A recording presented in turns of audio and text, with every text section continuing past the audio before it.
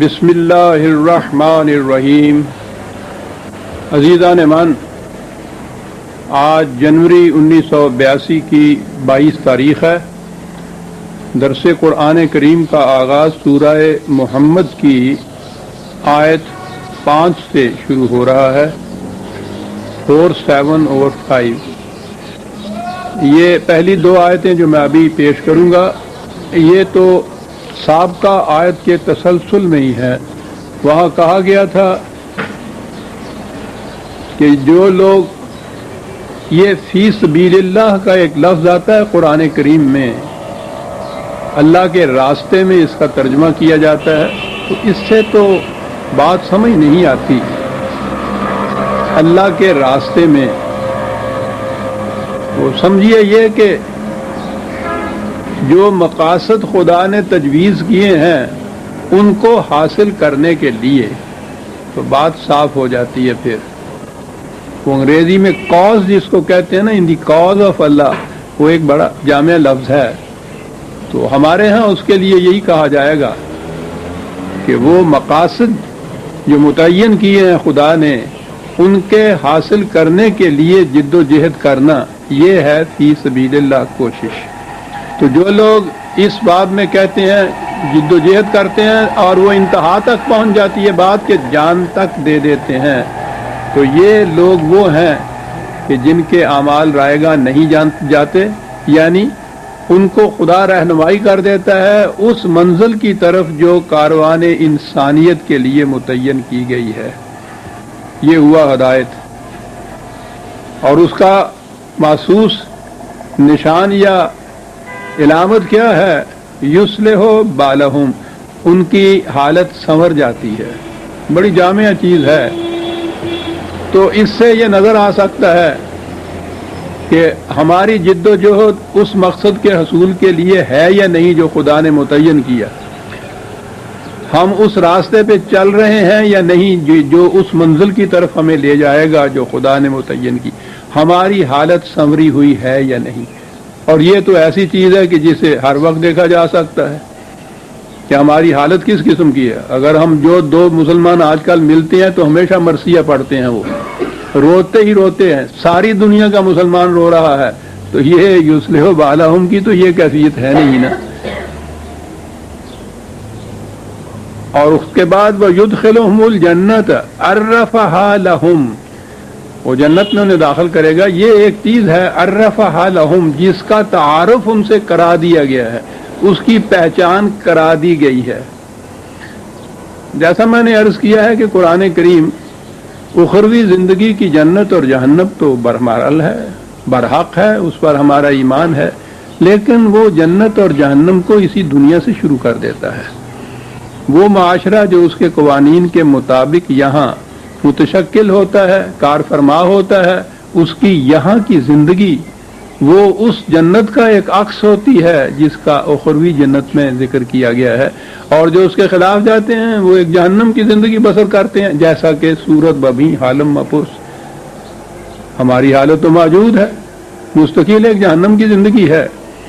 تو یہ جو عرفہ ہے، اخروی جنت کے متعلق قرآن نے کہا ہے کہ اسے ہم صرف مثالوں کے ذریعے سے سمجھا رہے ہیں، کیونکہ اصل حقیقت جو ہے اس جنت کی یا اخروی زندگی کی، انسان کے شعور کی موجودہ سطح پر وہ سمجھی جا سکتی نہیں ہے۔ اس لیے اسے تو مثالوں کے ذریعے ہی واضح کیا جا سکتا ہے۔ تو قرآن نے خود کہا ہے کہ ہم نے جو جنت کے متعلق ذکر کیا ہے اس قرآن میں، وہ مثالوں کے ذریعے سے سمجھایا گیا ہے، لیکن یہاں کی زندگی جو ہے جنت اور جہنم کی، اسے تو ہم اپنی آنکھوں سے دیکھ سکتے ہیں۔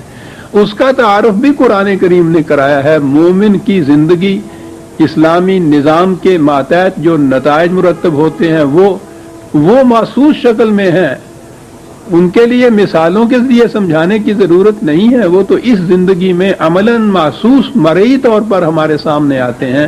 اس لیے اس کا تعارف کرایا گیا ہے۔ جنت عرفہا لہم، یعنی یہ نہیں کہ تم اپنے ذہن میں جس طرح کی ایک جنت جو ہے اس کا نقشہ قائم کر لو اور سمجھ لو کہ ہم جنت میں بیٹھے ہیں۔ یہ فریب نفس نہیں ہے، یہ ایک حقیقت ہے جس کا بیان ہو رہا ہے، تاکہ کوئی اپنے آپ کو مغالطے میں نہ رکھے کہ زندگی ہماری واقعی جنت کی زندگی ہے۔ عرفہا، اس کی پہچان کرا دی گئی ہے اس زندگی کی۔ بڑی عجیب چیز ہے یہ۔ اس کے بعد ایک آیت آتی ہے، جو احباب کوئی نوٹس دیا کرتے ہیں وہ ان سے میں عرض کروں گا کہ یہ بہت اہم موضوع آ رہا ہے ہمارے سامنے، وہ آیتوں کو ہی نوٹ نہ کریں بلکہ یہ جو پوائنٹس ہیں، نقاط ہیں اس کے اندر انہیں بھی نوٹ کر لیں۔ جیسا کہ میں کہا کرتا ہوں، ہم اس طرح سے آگے بڑھ رہے ہیں کہ معلوم نہیں کہ اس کے بعد پھر باری آئے گی یا نہیں ان صورتوں کی، ان آیات کی۔ اس لیے جو چیز بھی ایک دفعہ آ جائے سامنے اسے مغتنمات میں سے سمجھیے اور کہیں اس کو نوٹ کر لیجئے، یہ کام آئیں گی چیزیں آپ کے بعد۔ بڑی اہم چیزیں ہیں اگلی آیت میں جو آئی ہیں ہمارے۔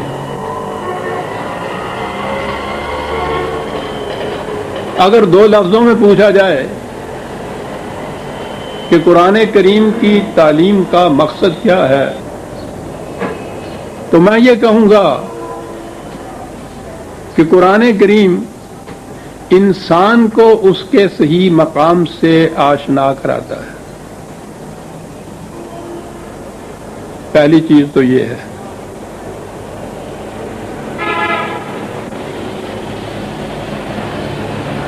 دوسری چیز یہ ہے، آپ کو یاد ہوگا اس سے پہلے بھی میں نے یہ عرض کیا تھا کہ وہ ایک مغرب کا فلاسفر ہے، غالباً لاک ہے، کیونکہ اس کا وہ ایگزیکٹ اس کے ہاں کی جو چیز ہے وہ میرے ذہن میں نہیں ہے۔ اس نے کہا یہ ہے کہ اگر آپ مجھے یہ بتا دیں کہ فلاں قوم نے اپنے لیے خدا کس قسم کا تجویز کیا تھا تو میں اس قوم کے تمام حالات، معاشرتی، معاشی، اقتصادی، ذہنی، نفسیاتی، میں سب کچھ بتا دوں گا آپ کو۔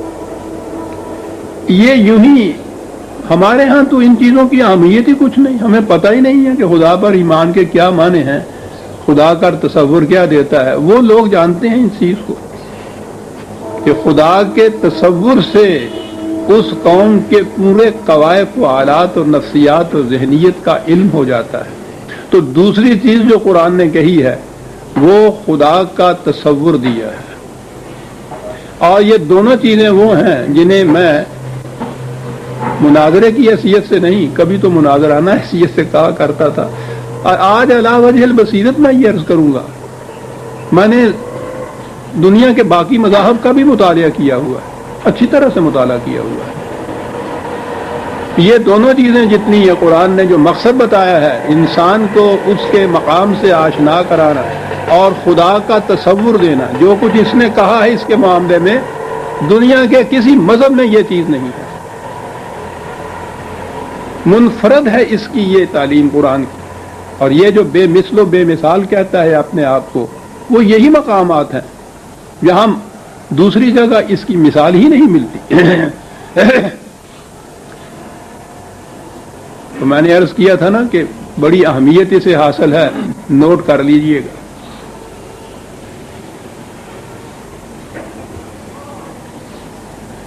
پہلی چیز ہے کہ انسان کو اس کے مقام سے آشنا کراتا ہے۔ قرآن کریم خدا کی کتاب ہے، لا ریب، لیکن اس کتاب میں ذکر کس کا ہے، بیان کس کا ہے، کس کے متعلق اس میں سب کچھ آیا ہے؟ انسان کے متعلق۔ 21/10 لقد انزلنا الیکم کتابا فیہ ذکرکم، اس قدر واضح بات ہے، ہم نے تمہاری طرف یہ کتاب نازل کی ہے جس میں خود تمہارا ذکر ہے۔ افلا تعقلون، لیکن عقل و فکر سے ذرا کام لینا ہوگا اس کے لیے۔ اس میں تمہارا ذکر ہے، عزیزان مان، مذاہب عالم کی جتنی مبینہ کتابیں ہیں جن کو وہ خود کہتے ہیں آسمانی، کسی کتاب میں یہ ٹکڑا نہیں میں نے دیکھا۔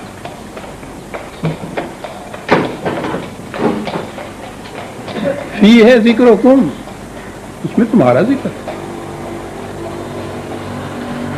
دوسرے مقام پہ ہے، میں عرض کر دوں کہ عربی زبان میں ذکر کے معنی، ایک تو جو ذکر ہم کہتے ہیں قوائف بیان کرنا، کسی چیز کا تذکرہ کرنا، عربی زبان میں ذکر کے معنی شرف کے بھی ہیں، عزت کے بھی ہیں، مجد کے بھی ہیں، بلندی مقام کے بھی ہیں۔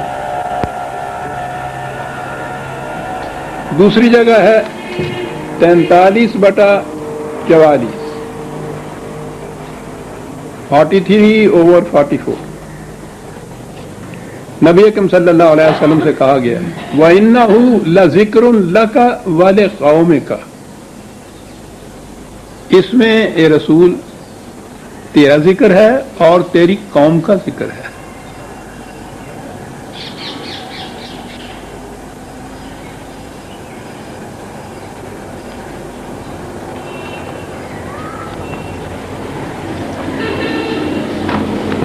شرف اور رفت مقام کے متعلق اگر دیکھا جائے تو دوسرا مقام ہے 23/71، 23/71،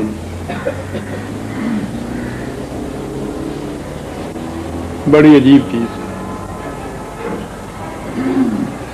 وَلَوِ اتَّبَعَ الْحَقُّ أَهْوَاءَهُمْ لَفَسَدَتِ السَّمَاوَاتُ وَالْأَرْضُ وَمَنْ فِيهِنَّ، اگر حق لوگوں کی خواہشات کا اتباع کرنے لگ جائے تو سارا سلسلہ کائنات درہم بربن ہو جائے۔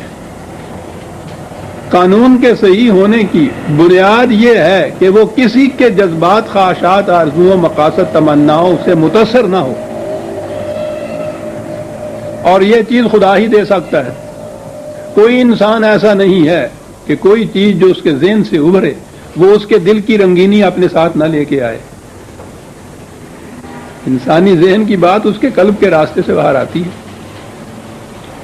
شعوری طور پہ وہ کتنا ہی کوشش کرے کہ اس میں اس کے اپنے ذاتی خیالات یا آرزوؤں کا کوئی اثر رنگ نہ ہو، غیر شعوری طور پر اس میں یہ آ جاتا ہے۔ خدا کی حقیقت یہ ہے کہ اس میں جذبات نہیں ہیں، تو صحیح قانون کا دینے والا وہی ہو سکتا ہے۔ اسی لیے کہا کہ جو حق ہم دے رہے ہیں اگر اس میں تمہارے جذبات کی رنگینی کہیں آ جائے تو سلسلہ کائنات درہم برہم ہو جائے۔ اور جذبات تو ایک انسان کے دوسرے انسان سے نہیں ملتے، ان میں تو کشمکش ہوتی ہے، تصادم ہوتا ہے باہمی۔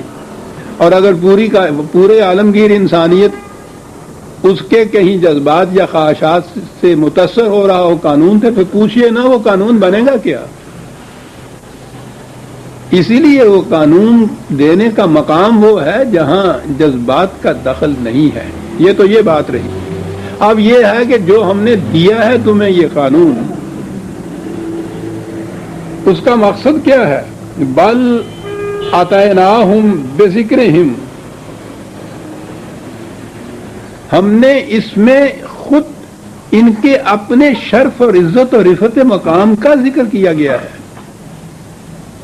یعنی قانون اس قسم کا ہے کہ اگر اس میں تمہارے اپنی خواہشات کا ذرا بھی رنگ آ جائے تو کائنات کا سلسلہ درہم برہم ہو جائے۔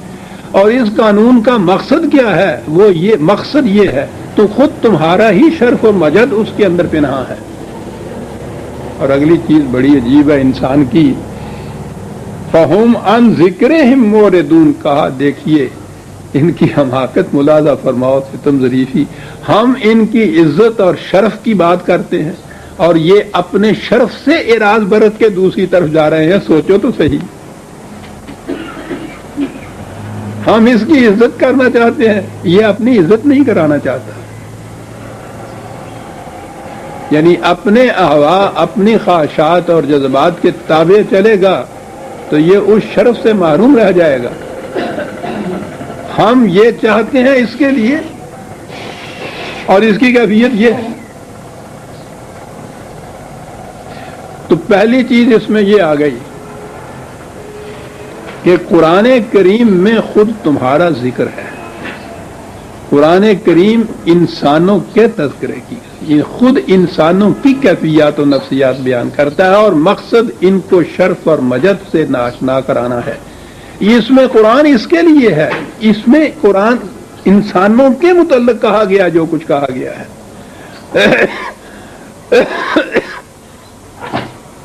بڑی عمدگی سے اقبال کہہ جاتا ہے بات کو، شوخی بھی ہے اس میں. محمد بھی تیرا، جبریل بھی، قرآن بھی تیرا، مگر یہ حرف شیریں ترجمات تیرا ہے یا میرا. کیا بات ہے، یہ سب ٹھیک ہے، رسول بھی خدا کا، کتاب بھی اس کی، لانے والا بھی اس کا، یہ سب تیرا. لیکن بتاؤ یہ کہ یہ کچھ تم نے جو دیا ہے قرآن میں، ترجمات تیرا ہے یا میرا؟ اور قرآن خود کہتا ہے وہ تو تمہارا ترجمان ہے. عزیزان من، پہلی چیز تو یہ دیکھیے کہ صرف اتنی سی چیز سے انسان کا مقام کتنا بلند ہو جاتا ہے کہ خدا ایک کتاب دیتا ہے مکمل، غیر متبدل، قیامت تک کے لیے نافذ رہنے والی، اور اس میں خود انسانوں کا ذکر اور ان کی کیفیات، ان کے شرف و مجد کی باتیں آ جاتی ہیں. تو انسان کا مقام تو اسی سے پتہ چلتا ہے کتنا بلند ہوگی. سارا یہ مقصد خدا کے قوانین کا، جبریل کا، رسالت کا، کتاب کا، قرآن کا، اس کا نچوڑ، اس کا مقصد انسان کا شرف و مجد، انسان کو اس کے مقام سے آشنا کرانا. ساری دنیا کے مذاہب کو ہم چیلنج دے سکتے ہیں کہ کہیں یہ چیز وہ دکھائیں اپنے ہاں اگر ان کے یہاں ملے تو. اور میں تو عرض کیا ہے کہ علی وجہ البصیرت یہ چیز کہتا ہوں، میرے سامنے ہے وہ کتاب، کہیں یہ چیز نہیں. اب اگلی چیز جو ہے وہ ہے خدا کا صحیح تصور، اور بڑی اہم چیز ہے کہ جس قسم کا خدا کا تصور کسی قوم میں ہوگا اس پوری قوم کی وہی کیفیت ہوگی. تو خدا کا صحیح تصور جو ہے یہ بنیاد ہے انسان کی اور اس قوم کی اپنی حالت کے متعلق. تصور وہ جو قرآن نے دیا ہے، کیونکہ خدا کے متعلق تو کوئی اور تصور دے ہی نہیں سکتا، برتر از خیال و قیاس و گمان و وہم. ہمارا ذہن تو فائنائٹ ہے، محدود ہے، وہ لامحدود ہے، انفائنائٹ ہے. انفائنائٹ جو ہے، انفینٹی، لامحدودیت کسی محدود کے اندر سما ہی نہیں سکتی. اس کا تصور ایک ذہن میں لیکن تصور انسان کے ذہن کا خود پیدا کردہ نہیں، پھر تو وہ بھی محدود کا ہو گیا. اس نے اپنا تصور خود دیا ہے، اپنا تعارف خود کرایا ہے. اور یہی چیز ہے ہر مذہب کے اندر خدا کے متعلق یہ چیزیں ملے گی. قرآن کس باب میں منفرد ہے؟ جو کچھ قرآن نے تصور دیا ہے خدا کا، جو تعارف کرایا ہے، دنیا کی کسی مذہب میں وہ نہیں ملے گا.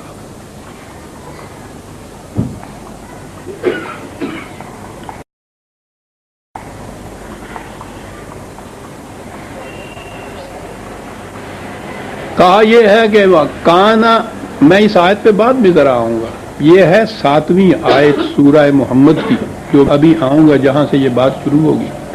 یہ سارا اس کی تمہید کے لیے جو میں عرض کر رہا ہوں. وَكَانَ حَقًّا عَلَيْنَا نَصْرُ الْمُؤْمِنِينَ 30/47. مومنین کی مدد کرنا ہمارے اوپر واجب ہے، فرض ہے ہمارے اوپر. خدا کہہ رہا ہے اس پر یہ فرض ہے، یہ واجب ہے اس کے لیے کہ وہ یہ کرے. آپ اندازہ لگائیے کہ خدا اپنے متعلق یہ کتنی بڑی پابندی عائد کر رہا ہے کہ اس پہ واجب ہے، یہ فرض ہے اس کے اوپر کہ وہ یہ کرے. خدا قادر مطلق، سوال ہی نہیں کہ وہ کوئی پابندی اس پہ عائد کی جا سکے، لیکن وہ خود اپنے اوپر پابندی عائد کر رہا ہے کہ ہم پہ فرض ہے مومنین کی مدد کرنا. یہ تو کہیے اس کا یہ ایک دعویٰ ہے، اس کا ایک وعدہ ہے، اور یہ کتنا اہم ہے اور کتنا ایسا ہے جس میں کسی قسم کا اختلاف نہیں ہو سکتا. لا یخلف اللہ وعدہ 30/6. یاد رکھو ہمارے وعدے میں کبھی خلاف نہیں ہوگا. ہم جو کہیں گے یہ وعدہ کریں گے وہ اسی طرح سے ہوگا، کبھی اس میں اختلاف نہیں ہو سکتا. تو دو چیزیں بڑی اہم ہو گئی. وعدہ تو یہ کیا کہ ہم پر لازم ہے مومنین کی مدد کرنا، اور کہا یہ کہ اس کی خلاف ورزی کبھی نہیں ہوگی.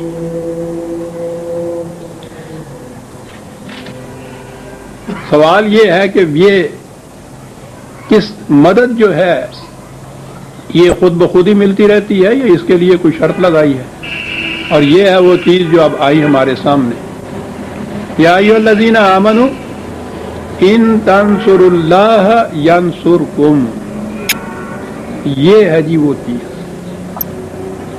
اے ایمان والو، میں ابھی وہی لفظی ترجمہ کیے دیتا ہوں، مفہوم بعد میں عرض کروں گا. اگر تم اللہ کی مدد کرو گے تو اللہ تمہاری مدد کرے گا. کیا بات ہوئی؟ وہ جو انگریزی میں کہتے ہیں نا کہ انیشیٹو لائز ود مین، یعنی ابتدا جو ہے وہ انسان کی طرف سے ہوگی. اگر تم ہماری مدد کرو گے، اگر تم یہ کرو گے تو پھر ہم وہ ضرور کریں گے. یعنی ابتدا یہاں آغاز کار انسان کی طرف سے ہو رہا ہے.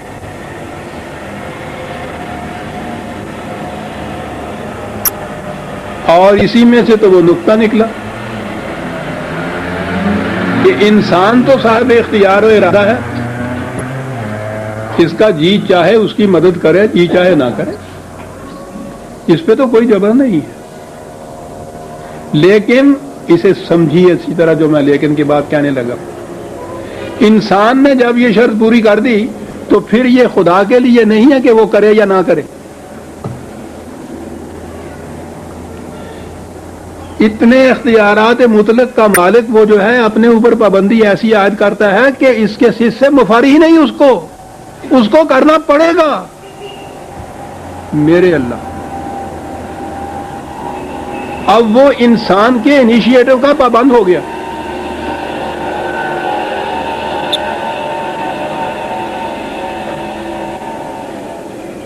پھر عرض کر دوں کہ یہ انسان کے اوپر تو یہ اس کے اختیار میں، ارادے میں ہے کہ جی چاہے کرے، جی چاہے نہ کرے. لیکن جب اس نے یہ کر دیا تو پھر یہ بات نہیں ہے کہ خدا اس کے بعد وہ کچھ کرے یا نہ کرے، اس کو تو وہ کرنا ہے. پھر یہ صاحب اختیار، اور معاف رکھیے ان الفاظ میں، وہ مجبور.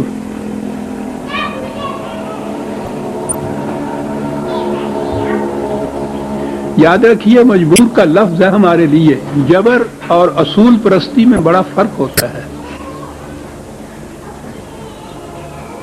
اگر آپ کس سے کہتے ہیں کہ میں کبھی جھوٹ نہیں بولوں گا اور آپ اس کے اوپر پابند ہیں، تو آپ نے اپنے اوپر ایک پابندی عائد کی ہے سچ بولنے کی. یہ جبر نہیں ہے، یہ اصول پرستی ہے. اور اگر آپ کو وہ تھانے والے جو ہیں بکواتے ہیں آپ سے سچ، تو وہ جبر ہے. دوسروں کے ہاتھ سے کوئی چیز جو عائد کی جاتی ہے، کوئی پابندی عائد کی جاتی ہے، اسے جبر کہتے ہیں. اپنے اوپر خود کوئی اگر پابندی عائد کرتا ہے تو اسے اصول پرستی کہتے ہیں. اور جبر اور اصول پرستی میں تو بڑا فرق ہے.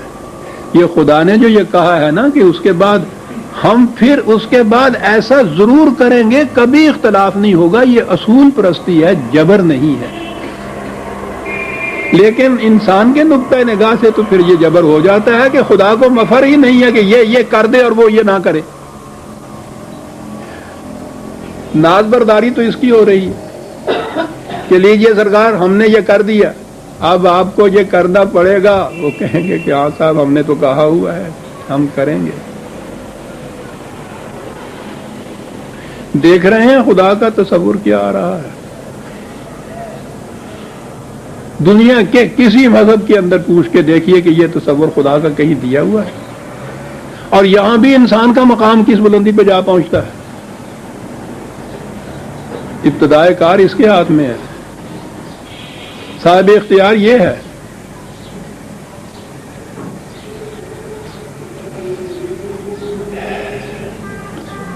حقاً علینا نصر المومنین، اب آئی وہ بات،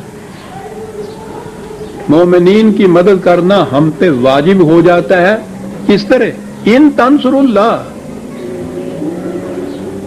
اگر یہ ہماری مدد کریں تو پھر ہم پہ واجب ہو جاتا ہے ان کی مدد کرنا۔ اب اتنی سی بات اگر لیتے چلے جائیں ہم، حقاً علینا نصر المومنین، خدا کے اوپر واجب ہے ہماری مدد کرنا، تو پھر تو یہ ہوا نا کہ ہم کچھ کریں نہ کریں۔ ہمارے ہاں جو تصور ہے وہ یہی ہے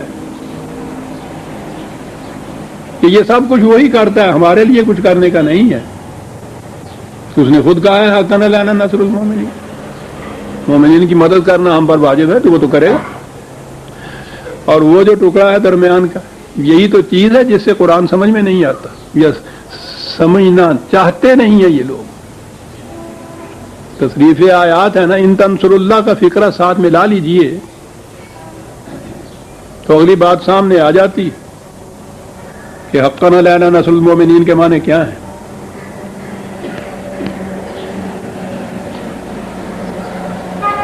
اگر تم یہ کرو گے تو ہم ایسا کرنے کے پابند ہو جائیں گے، تم ہمیں ایسا کرنے پر، پھر میں وہی کوٹڈ لفظ جسے کہتے ہیں نا کہوں گا، تم ہمیں ایسا کرنے پر مجبور کر دو گے، ہمارے لیے دوسرا راستہ ہی نہیں رہے گا، ہمیں یہ کرنا پڑے گا اگر تم یہ کر دو گے تو۔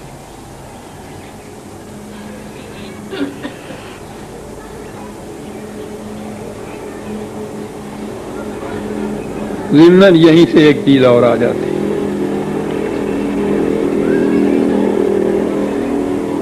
آپ کو معلوم ہے قرآن کریم میں وہ من یشاء کا ایک لفظ آیا کرتے ہیں، من یشاء، اور ہمارے ہاں اس کا ترجمہ کیا جاتا ہے کہ خدا جس کو چاہے یہ کر دیتا ہے، من یشاء، جسے خدا چاہتا ہے ایسا کر دیتا ہے۔ اور اس ترجمے سے پھر اس قدر الجھاؤ پیدا ہوتے ہیں کہ بعض مقامات کے اوپر تو کفر تک نوبت پہنچ جاتی ہے۔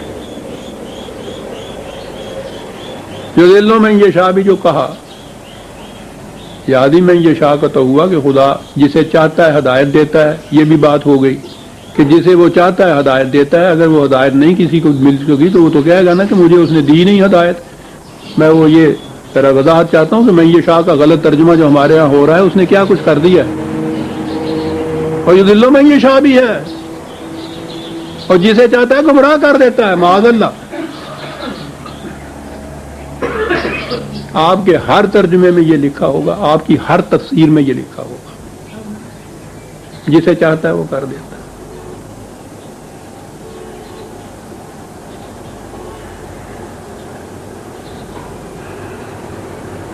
ان دو لفظوں کا یہ ترجمہ غلط ہے بنیادی طور پہ۔ وہی جب انہوں نے تقدیر کا مسئلہ گھڑا نا تو عمل سے فارغ ہوا مسلمان، بنا کے تقدیر کا بہانہ۔ جب یہ کہا کہ خدا یہ کر دیتا ہے تو بات ختم ہو گئی ہمارے لیے، ہم نے تو کچھ کرنا ہی نہیں۔ اور جب وہ یہ کر دیتا ہے تو ہم اس کے خلاف کیا کر سکتے ہیں؟ جب وہ گمراہ کرتا ہے تو ہم ہدایت پہ آ کیسے سکتے ہیں؟ آپ نے دیکھا کہ یہ من یشاء، اور یہ بار بار آتا ہے جیسا میں نے عرض کیا، لیکن اس مقام کے اوپر تو ایسی جگہ یہ آیا ہے جہاں کچھ شبہ ہی نہیں رہتا کہ پھر اس کے معنی کیا ہیں۔ 30/5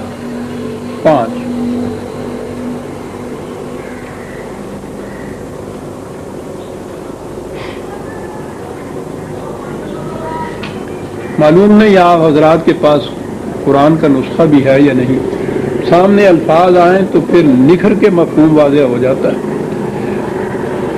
وَيَوْمَئِذٍ يَفْرَحُ الْمُؤْمِنِينَ بِنَصْرِ اللَّهِ، جنگ کا ذکر ہے، مومن خوش ہوتے ہیں خدا کی نصرت سے۔ اور آگے ہے يَنْصُرُ مَن يَشَاءُ، وہ جسے چاہتا ہے مدد دیتا ہے. ابھی ابھی تو ہم دیکھ رہے ہیں کہ اس نے کہا تھا کہ ان تنصر اللہ ینصرکم، تم اگر یہ کرو گے خود کی مدد تو ہم پھر تمہاری مدد کریں گے. تو پہلی چیز تو یہ ہے کہ تم وہ شرط پوری کرو گے تو ہم یہ کریں گے نا. تو میں یہ شاہ کا یہ ترجمہ تو غلط ہو گیا کہ خدا جس کی چاہتا ہے مدد کرتا ہے. ترجمہ صحیح بات یہ ہوگی کہ خدا کی مدد جو لینا چاہتا ہے خدا اس کی مدد کرتا ہے، اور اس کی مدد لینے کا طریقہ اس نے بتا دیا تنصر اللہ.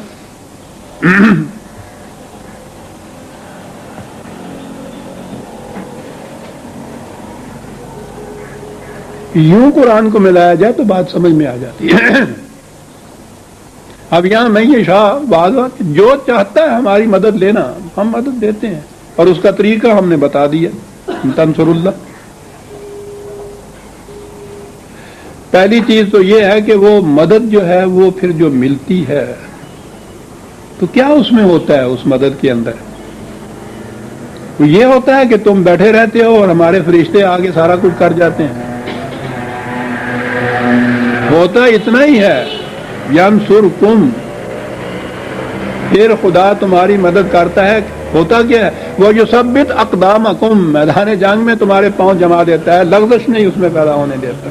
اور یہ ہے نصرت خدا کی. کرنا تو تمہیں نے ہوتا ہے سب کچھ، لیکن یہ بڑی چیز ہے کہ مقابلے میں انسان کے پاؤں میں لغزش نہ آئے، اور اسی کے اوپر تو مدار ہوتا ہے فتح اور شکست کا.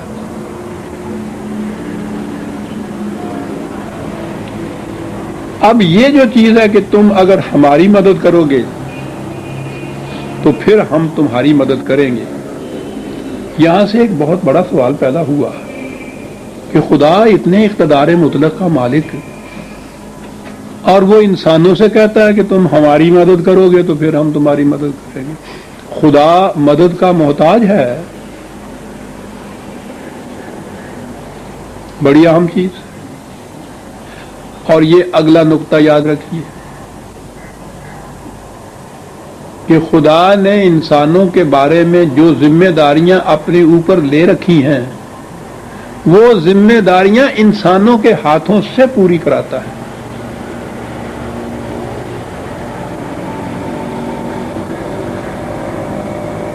یہ جو انسان وہ ذمہ داریاں پوری کرتا ہے یعنی یہ جماعت مومنین کرے گی، اسلامی مملکت کرے گی، جو ذمہ داریاں اس نے اپنے اوپر لے رکھی ہیں انہیں یہ پورا کرے گی تو یہ ہو جائے گی خدا کی مدد کرنا. یعنی اس کا کوئی کام رکا ہوا نہیں ہے، تمہارا ہی ایک کام تھا. اس نے کہا یہ تھا کہ یہ ہم کریں گے تو کہا اس کے بعد یہ بات نہیں ہے چپکے سے بیٹھے رہو گے اور ہم وہ کرتے چلے جائیں گے. وہ کام انسانوں کے ہاتھوں سے ہی ہوگا. دو ایک مثالیں لے لیجیے.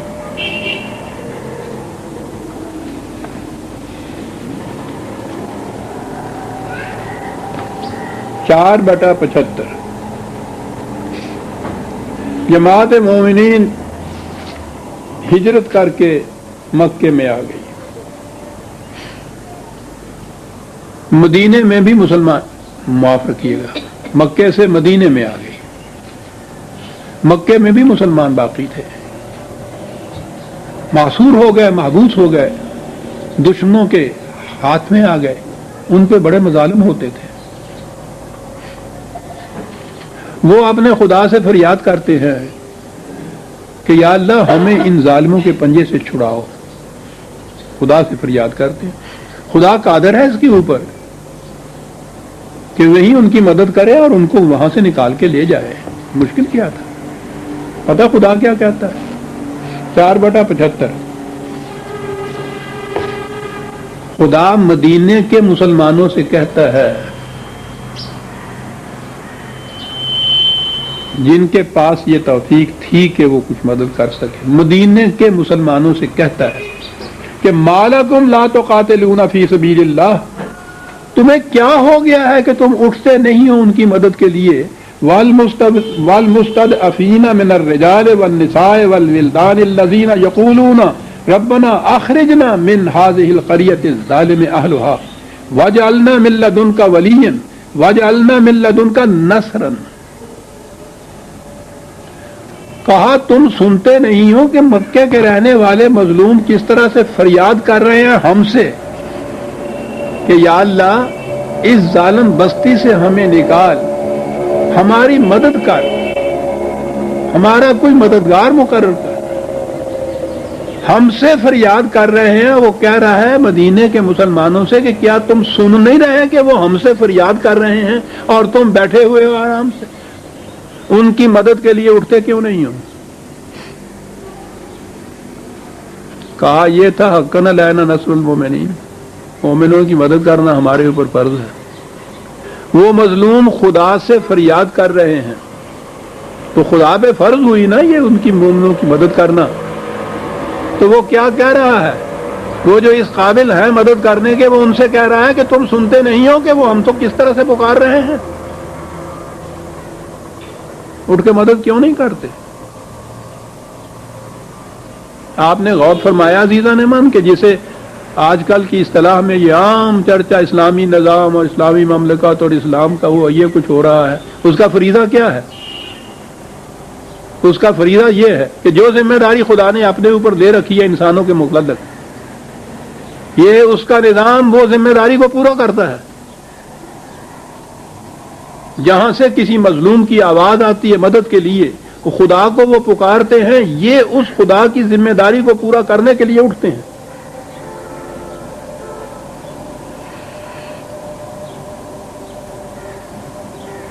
بدر کے میدان میں میں نے عرض کیا ہے نا،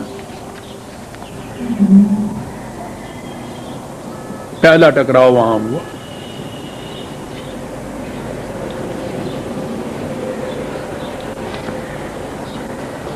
جن کی خدا نے مدد کرنی تھی ان کے لیے یہ جماعت اٹھی اور قریش سے پہلا ٹکراؤ بدر کے میدان میں ہوا. بڑا گھمسان کا مارکا تھا. قریش ایک بڑی جرار لشکر کے ساتھ آئے ہوئے تھے. مکے سے قریباً 300 میل کے فاصلے پہ مدینہ ہے، وہاں سے چل کے آئے تھے پورے لاؤ لشکر کے ساتھ.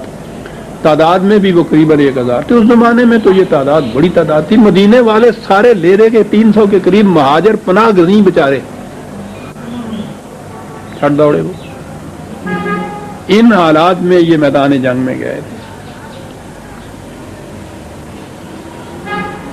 اور وہ جو تاریخ میں حضور کی وہ دعا نظر آتی ہے، میں سمجھتا ہوں کہ صحیح رپورٹ ہوئی نظر آ رہی ہے کہ صفیں کھڑی ہو گئی تھیں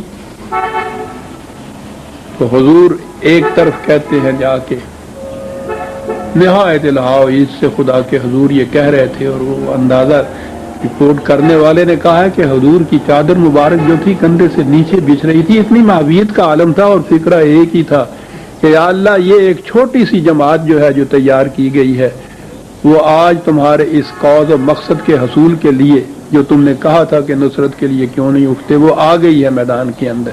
بہت چھوٹی سی جماعت ہے، وہ بہت جرار لشکر ہے مقابلے میں. میں صرف اتنا کہنا چاہتا ہوں کہ آج اگر یہ جماعت یہاں ختم ہو گئی تو قیامت تک تیرا نام لینے والا کوئی نہیں ہوگا دنیا میں.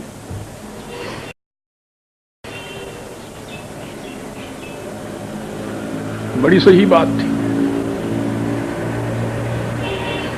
خاتم النبیین نے ایک جماعت تیار کی ہوئی تھی، یہ نہ رہتی. کیا بات ہے حضور کی صاحب، یہ ہے پیغمبرانہ شان. اپنے متعلق کچھ نہیں کہا کہ ہمیں کیا ہوگا، کہا تیرا نام لینے والا کوئی نہیں رہے گا. اس لیے ہمارے لیے نہیں، اپنے لیے تو کچھ کہا. واہ واہ واہ. وہاں یہ اس طرح سے وہ لڑائی ہوئی ہے، نظر آ رہا ہے. ان کی تلواریں چل رہی ہیں، ان کے تیر چل رہے ہیں، لیکن پتہ ہے کہ خدا کیا کہہ رہا ہے. اس کا مقصد، اس کا کاز جو تھا اس کے حصول کے لیے یہ کر رہے تھے نا. خدا کہہ رہا ہے فَلَمْ تَقْتُلُوهُمْ وَلَٰكِنَّ اللَّهَ قَتَلَهُمْ. تم نہیں انہیں قتل کر رہے تھے، ہم خود قتل کر رہے تھے. کہا ان سے گیا ہے کہ جاؤ اٹھو اور ان کی مدد کرو اور میدان جنگ میں آؤ.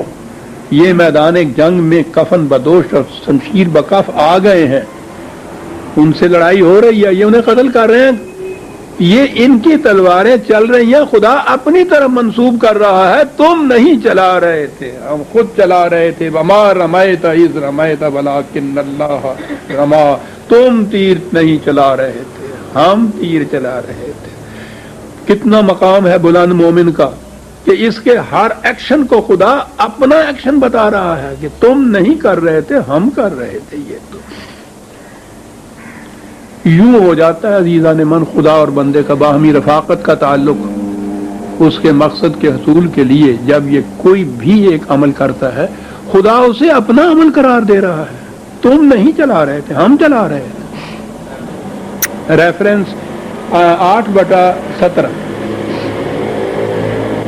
تم نہیں چلا رہے تھے، ہم چلا رہے تھے۔ مقام مومن انسان کا مقام ملاحظہ فرمائیے، نصرت کس طرح سے ہو رہی ہے وہ دیکھیے۔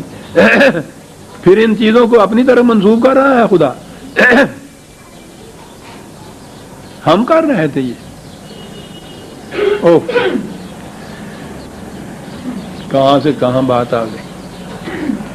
یہاں تو یہ مقام ہے مومن کا، اور ادھر کیفیت یہ ہے کہ یہ جو ما رمیتہ کا ہے، مجھ سے پوچھو کچھ پوچھنا ہے تو بیٹا دوبارہ۔ 8/17، اور ہم کس مقام کے اوپر آ جاتے ہیں؟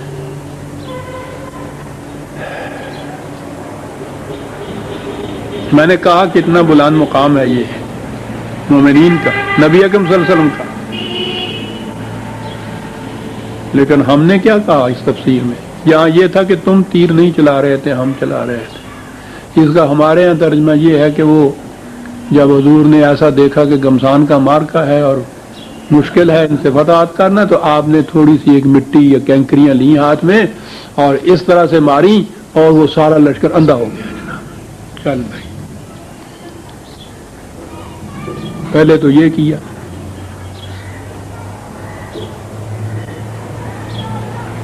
اور اس کے بعد یہ آگے بڑھے تو یہیں بھی بس نہیں کی کہ چلیے اتنا ہی صحیح۔ خدا یہ کہہ رہا ہے کہ یہ تم نہیں تیر چلا رہے تھے، تم قتل نہیں کر رہے تھے، ہم قتل کر رہے تھے۔ اور ہمارے مفسر کہہ رہے ہیں کہ یہ ابابیلیں آئی تھی چڑیاں، وہ کنکروں میں انہوں نے چونچ میں کینکر لیے ہوئے تھے، اور وہ کینکر مارتی تھیں تو وہ اس سے جناب ان کے سر پہ لگتا تھا اور ہاتھی کے پیڑ سے نکل جاتا تھا، کچومر نکل گیا۔ یعنی خدا کہہ رہا ہے ہم کہہ رہے تھے، یہ کہتے ہیں ابابیلیں کر رہی تھی۔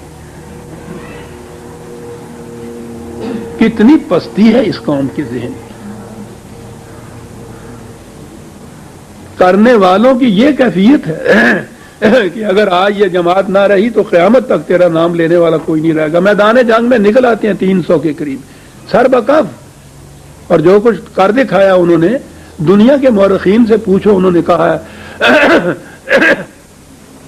مغرب کے مورخین یہ کہتے ہیں کہ بدر کے میدان کی جنگ نے تاریخ عالم کا نقشہ بدل دیا۔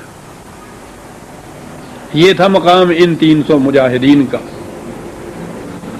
یہ تھا مقام جہاں اللہ نے نصرت کی۔ وہ جن کی تلواروں کو، جن کے تیروں کو اپنی طرف منسوب کر رہا ہے کہ ہم کر رہے تھے یہ نہ صرف یہ کہ خدا کے متعلق کہتے ہیں وہ کر رہے تھے، نہ اس کا کریڈٹ ان بیچاروں کو دے رہے ہیں جو اس طرح سے میدان میں آ گئے تھے۔ کریڈٹ کیا کس کو دے رہے ہیں؟ یہ جی ابابیلیں اور چڑیاں آ گئی تھیں، انہوں نے کینکر مارے تھے تو یہ مر گئے تھے۔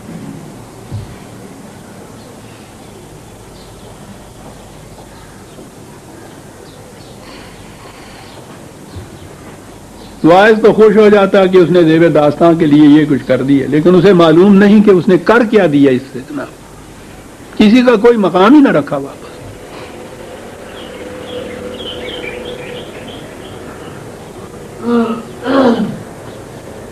دیکھیے 2-3 اور مثالیں لیجیے۔ میں نے عرض کیا ہے نا کہ اس کو یاد رکھیے گا کہ خدا جو ذمہ داریاں اپنے اوپر دیتا ہے انہیں ان انسانوں کے ہاتھوں سے پوری کراتا ہے، جسے وہ اپنی جماعت کہتا ہے۔ حزب اللہ ہماری پارٹی کیا بات ہے صاحب، ہماری پارٹی کہنے کا بھی۔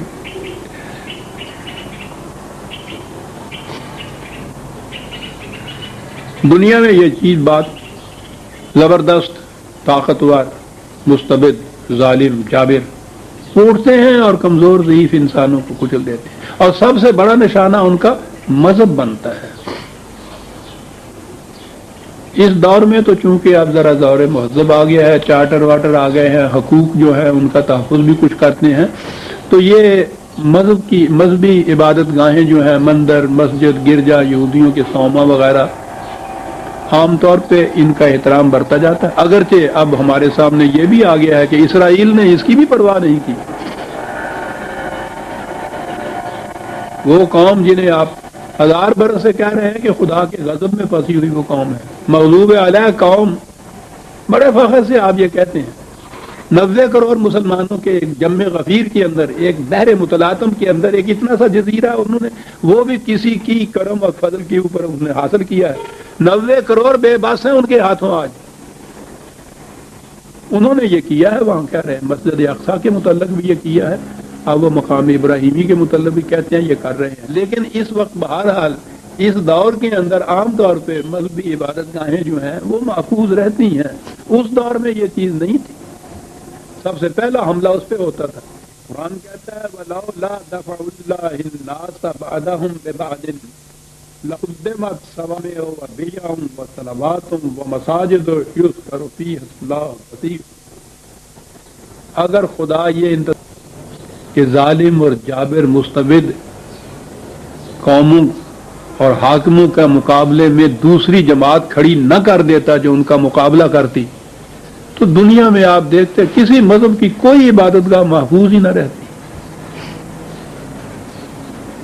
یہاں سے یہ بھی پتہ چل گیا کہ ان مذاہب کو وہ باطل کہتا ہے، لیکن انسانی جذبات کا احترام اتنا ہے کہ باطل پرستوں کی عبادت گاہوں کی حفاظت جماعت مومنین کے ہاتھوں کراتا ہے۔ وہ کہتے ہیں اسلام بزور شمشیر پھیلا، یہ پھیلا بزور شمشیر یا انہوں نے شمشیر سے ان کی حفاظت کی ان مذاہب کی؟ کہتا اگر خدا یہ نہ کرتا، یعنی اب وہ براہ راست خود نہیں آ رہا، وہ کہہ یہ رہا ہے کہ دفع اللہ الناس بعدہم ببعض، انسانوں کی ایک جماعت کی مدافعت انسانوں کی دوسری جماعت کے ہاتھوں ہم کراتے ہیں، اور اس سے یہ عبادت گاہیں مختلف مذاہب کی جو ہیں وہ محفوظ رہتی ہیں۔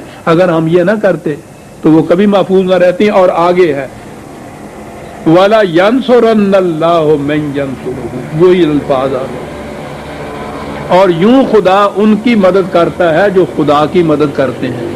اب یہاں خدا کی مدد کیا ہوئی؟ ان معابد کو، ان پرستش گاہوں کو بچانا ان ظالموں کے ہاتھ سے، یہ خدا کی مدد کرنا ہو گیا۔ انسان کرتے ہیں اور کہتا ہے کہ ہم ان کی مدد کرتے ہیں جو خدا کی مدد کرتا ہے۔ وہی الفاظ جو ابھی میرے سامنے آئے تھے، وَلَا يَنْصُرَنَّ اللَّهُ مَن يَنْصُرُهُ، اور اس کے بعد ہے ان اللہ لقوی عزیز، ہم بڑے غلبے کے مالک ہیں، ہم بڑی قوتوں کے مالک ہیں۔ جی بہت اچھا، ایسے ہی مالک تھے معاذ اللہ تو پھر خود کیوں نہ آ گئے؟ وہ اپنی قوت اور غلبے کا مظاہرہ انسانوں کے ہاتھوں سے کراتا ہے جو اس کا مقصد حاصل کرنے کے لیے میدان جنگ میں آ جاتے ہیں۔ یہ 22/44 تھا جی اس کی ریفرنس۔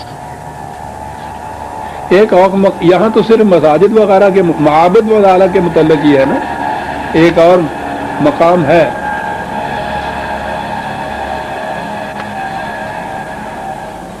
2/251 251 2/251 وَلَوْلَا دَفْعُ اللَّهِ النَّاسَ بَعْضَهُم بِبَعْضٍ لَفَسَدَتِ الْأَرْضُ، اگر اس قسم کی مدافعانہ بات نہ خدا کراتا، بعض انسانوں کے جماعتوں کے ہاتھوں سے دوسری جماعتوں کا مقابلہ نہ کراتا، تو زمین میں فساد ہی فساد برپا ہو جاتا۔ تو اب وہ اس فساد کو مٹانے کے لیے خود نہیں آتا میدان جنگ میں، یہ جماعت ہے جس کے ہاتھوں یہ کراتا ہے۔ پھر یہ فسادات کیوں ہوتے ہیں؟ یہ کیوں اسرائیل یہ کچھ کرتا ہے؟ مقابلے میں وہ خدا کی جماعت موجود نہیں ہے، وہ مومنین کی جماعت جو اس کے کاز کو محافظ کی حفاظت کرنے کے لیے میدان جنگ میں آتی ہے۔ یہ اس کے نہ ہونے سے یہ سب کچھ ہو رہا ہے، خدا تو وہی ہے۔ اس کی قوتیں بھی وہی ہیں. اب کیوں نہیں یہ ہوتا؟ وہ جماعت جس کے ہاتھوں سے اس نے یہ کچھ کرانا تھا وہ موجود نہیں ہے. اگر وہ موجود ہو تو جیسا یہاں کہا ہے کہ وہ ہماری مدد کے لیے اٹھے تو ہم اس کی مدد کرنے پہ پھر وہی لفظ مجبور ہو جائیں گے. آپ اگر چاہتے ہیں کہ خدا آپ کے کسی مقصد کو پورا کرے تو یہ جو پہلی شرط ہے وہ اتنی سی شرط پورا کر دیجئے، وہ تو مجبور ہو جائے گا پھر اس کے بعد یہ کرنے کے لیے. یہ جو پھر میں بار بار لفظ کہتا ہوں نا، میں نے وہ اصول پرستی کی بات کہی تھی. تقدیر کے معنی ہم نے ایسے لیے ہوئے ہیں کہ جہاں آدمی مجبور ہوتا ہے کہ اس کو وہ کچھ کرنا پڑتا ہے. یہ الگ بات ہے کہ اس کا مفہوم کیا ہے، لیکن عام معنی یہی لیے جاتے ہیں. یہاں آپ دیکھتے ہیں کہ انسان خدا کی اس مجبوری کا باعث بن رہا ہے.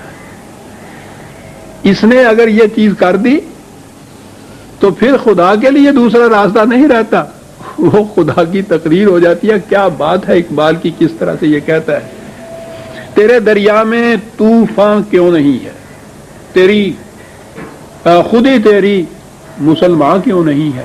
بہت اچھا، مسلمان کیوں نہیں ہے. ابس ہے شکوائے تقدیر یزداں، تو خود تقدیر یزداں کیوں نہیں ہے. کیا بات ہے صاحب. اس کو بھی کوئی دور آئے گا جو سمجھے گا کہ یہ شخص کیا کہہ گیا. یہ تقدیر یزداں کیا معنی ہو گئے؟ ایسی بات کہ جس پہ وہ خود مجبور ہو جائے یہ کرنے کے لیے جو تم چاہتے ہو.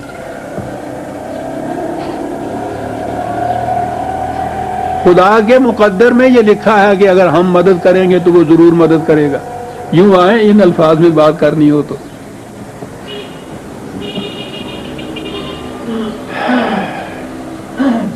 ایسا کرو گے تو خدا تمہاری مدد کرے گا. اب یہاں سے ایک اور اگلا نقطہ آ گیا. تم اگر یہ کرو گے تو پھر تمہیں یہ ملے گا. یہ تم کرو گے، کیا بات ہے، رسپانسبلٹی.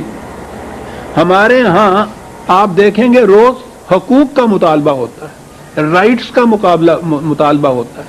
یہ ہمارا حق ہے، ہم لیں گے. روز یہ ہڑتالیں اور یہ قصے اور یہ لاک اپ اور یہ فساد کاہے کے لیے ہوتا ہے؟ رائٹس کے لیے. ریسپانسبلٹیز کے متعلق کوئی بات نہیں کرتا، ذمہ داری کے متعلق نہیں اپنی بات کرتا، رائٹس کا بات کرتا. وہ کہتا یہ ہے کہ ہر ذمہ داری سے ایک رائٹ اکرو ہو جاتا ہے. تم یہ کرو گے تو تمہارا حق ہوگا کہ ہم پھر یہ کریں. حقنا لینا نصر المومنین. اگر تم چاہتے ہو کسی رائٹ کو اپنے لیے لینا تو ریسپانسبلٹی کو ڈسچارج کرو، پہلے ذمہ داری کو ڈسچارج کرو، پھر ایک رائٹ تمہارا اکرو ہو جائے گا. اب یہ دیکھیے کہ دنیا معاملات میں یا سیاست میں یہ دیکھیے کتنا اہم نقطہ آ گیا. حق لینا چاہتے ہو تو ذمہ داری پہلے پوری کرو. اور اگلی بات پھر یہ آ گئی حق نہ لینا کہ اگر کوئی ذمہ داری پوری کرتی ہے قوم تو پھر صاحب اقتدار جو ہے اس کے اوپر فریضہ ہو جاتا ہے کہ وہ اس کو حق دے. اگر وہ یہ نہیں کرتا تو منشاء خداوندی کے خلاف ہے. اگر یہ ذمہ داری نہیں پوری کرتی تو حق کوئی نہیں ہے. ذمہ داری یہ پوری کرتی ہے قوم اور صاحب اقتدار اس کو حق نہیں دیتا تو یہ خدا کے قانون کی خلاف ورزی ہے. اب یہاں سے اگلی بات آ گئی ہمارے سامنے.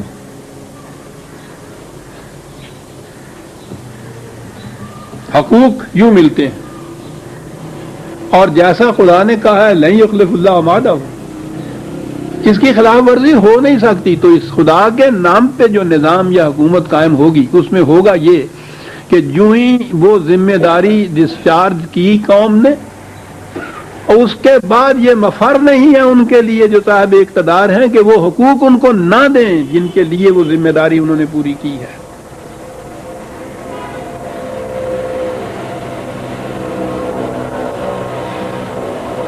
ہم کیا کرتے ہیں؟ اور اگلا نقطہ یہ اور آ گیا. ساری دنیا یہ کرتی ہے، یا اللہ ہمیں یہ دے دے، خدایا میرا یہ کام کر دے، خدا یہ کچھ ہو جائے.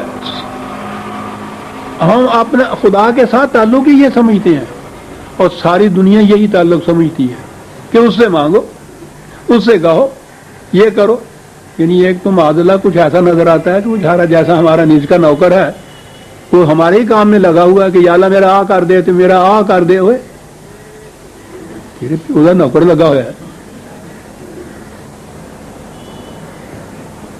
ہم تعلق ہی یہ سمجھتے ہیں. خدا سے مانگو، اس سے کہو یہ کر دے. اس نے پہلے یہ کہہ دیا کہ یہ بخشیش کے طور پر مانگنے سے تو ہم نہیں دیا کرتے، ہمیں تم مجبور کیوں نہیں کرتے کہ ہم وہ دے تمہیں. اور اس کا طریقہ یہ ہے کہ جو ہم نے کہا ہے کہ یہ کرو ہم یہ کریں گے، یہ کیوں نہیں کرتے تم؟ ڈنڈیاں ولک ولک کے بخشیش مانگو کیوں مانگتے ہو ساڈے کو؟ مقام آدم اور خدا کا تصور، دونوں ہی باتیں میں آج کے درس میں کہہ رہا ہوں. عزیزان من، آپ نے غور کیا ہوگا کتنی اہم چیزیں قرآن بیان کر رہا ہے. یوں کیوں مانگ رہے ہیں؟ اور اسی لیے ملتا نہیں ہے اس قوم کو، یہ اپنے آپ کو ذلیل کرتی ہے. عزیزان من، بخشیش کے طور پر تو خدا کہتا ہے ہم سب ہی مانگو گے تو ذلت ہے تمہاری.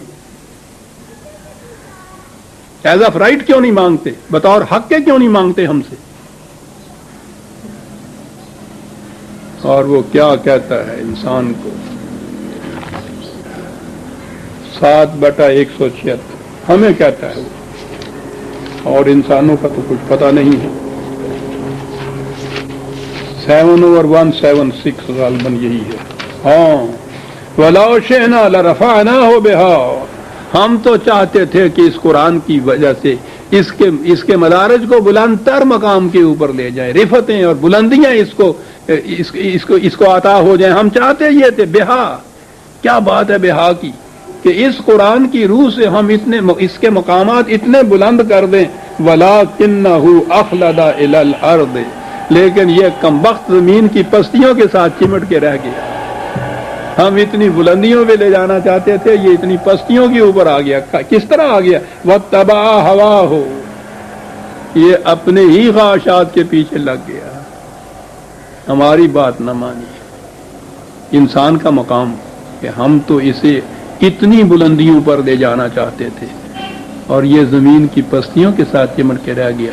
یہ عزیزان مغین بقور حق کے کسی چیز کو مانگنے کی بجائے بخشش کے طور پر کسی سے کچھ مانگنا، خواہ خدا سے ہی کیوں نہ ہو، یہ انسانیت کی ذلت ہے.